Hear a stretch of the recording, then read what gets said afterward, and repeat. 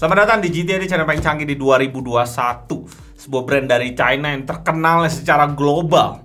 Dan gue pribadi, gue suka banget sama brand ini. Sampai gue sendiri punya dua, K2 dan K8-nya. Pihak Keytron tanya ke kita mau review yang mana, dan gue pilih K1 V4-nya yang low profile karena gue penasaran banget sama segmen low profile yang lagi booming hari-hari ini. Kita dikirimin dua layout, 104 keys dan 87 keys atau TKL. Sebenarnya gue awalnya pengennya tuh K3 yang layout K2 tapi dibikin low profile. Sayangnya mesti tunggu bulan Maret gitu katanya baru masuk. Jadi ya karena gue gak sabar, jatuhlah pilihan kita ke K1 V4-nya. Feeling unboxingnya premium banget, packagingnya kayak smartphone, super rapih, manual book, keycaps puller yang mewah, keycaps tambahan untuk mode Windows, soalnya secara default keycapsnya di keyboardnya itu layout macOS. Dan terakhir ada kabel USB-C to USB Type-A.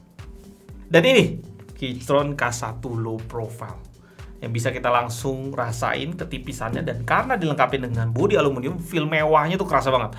Port USB-C di bagian atas, dan juga ada switch Bluetooth off cable, dan Windows OS atau Android, Mac atau iOS. Dan gue demen banget sih keyboard yang udah kasih kita function key yang digabung sama F1 sampai F12 ya. Layout yang dipakai juga layout Apple. Dan setelah pemakaian beberapa waktu, gue baru sadarin low profile mechanical ternyata bener-bener banyak keunggulannya. Dengan nge-cut mechanical biasa yang jauh lebih tinggi, jadi cuma setengahnya, kita dapetin ketebalan keyboard jadi super tipis. Kalau gue bandingin sama K2 yang biasa, bisa dibilang ini setengahnya dipotong. Yang membuat tangan kita jauh lebih nyaman pakainya. Karena kita nggak perlu bengkokin tangan terlalu jauh, yang biasanya kita lakukan pas pakai keyboard mechanical pada umumnya. Kelamaan kayak gitu, biasa wrist kita di sini pegel, nggak nyaman, atau bisa sakit. Karena kita bengkokin terlalu lama dan terlalu tinggi. Low profile ini juga memberikan kita ergonomics yang nyaman banget untuk ngetik dan main game. Dan karena ketipisan bodinya lagi, tentunya setup kita jauh lebih clean dan rapi kalau dilihat secara keseluruhan. Sekaligus dengan bodi yang lebih compact, untuk dibawa kemana-mana jauh lebih hemat tempat. Di sisi gaming, low profile ternyata punya keunggulan lainnya. Karena jarak key travel untuk aktifin key-nya itu lebih rendah daripada mechanical biasa.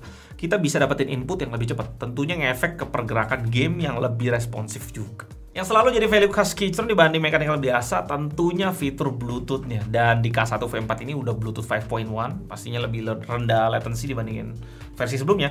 Dan bisa konekin sampai 3 device. Fitur ini super nice memang, dan menjadi salah satu alasan penting yang membuat orang-orang pada pilih Keytron dibanding brand lainnya.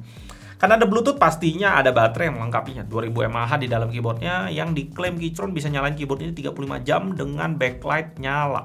Tapi di sini kita nggak ada info sama sekali dia bisa nyala berapa lama kalau tanpa backlight. Kalau dari pengalaman gue di K2, pemakaian gue kira-kira 6 jam per hari, dan gue nggak suka juga backlight harus nyala. Sekali cas mungkin bisa sampai sebulan gitu ya. Kadang juga gue sampai lupa sih kapan cas lagi gitu. Kapan cas lagi? Kapan terakhir cas? K1 V4 pakai switch Gateron, kita bisa pilih blue, brown, dan red.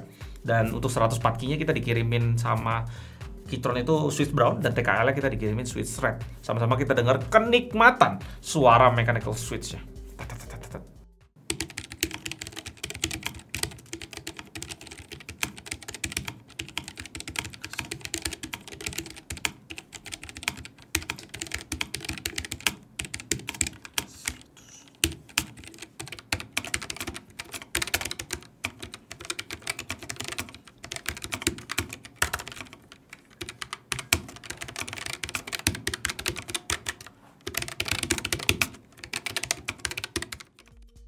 Harga yang dipatok untuk 104 keys atau full size di 1,3 juta untuk white backlight, dan 1,425 juta untuk yang tipe RGB-nya.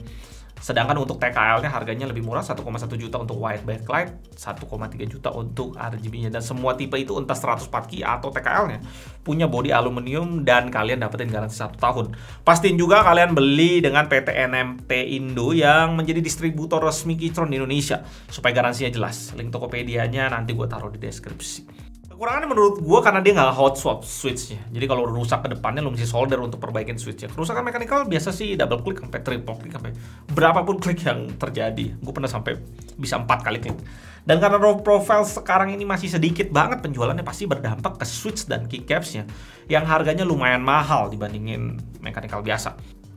Brand Keytron ini launch belum lama, tapi udah agresif banget di dunia keyboard. Semua layout dia ada, dan memang bisa membuat orang jatuh hati dengan fitur dan kualitasnya yang premium. Dan yang paling gue demen sih warna keycapsnya yang dipakai itu iconic Keychron banget. Escape-nya warna orange, dark silver, dan silver itu di blend jadi satu. Jadi kayak ada 3 kesan warna di satu keyboard. Nggak perlu banyak kata lagi, nggak perlu banyak kata terucap, tapi brand ini recommended banget, terutama tipe low profile-nya plus aluminium body yang feel di tangan tuh mewah abis. Walaupun dia ada juga sediain plastik body di beberapa kode lainnya untuk versi yang lebih murahnya, yang pastinya clean, simple, dan tipis.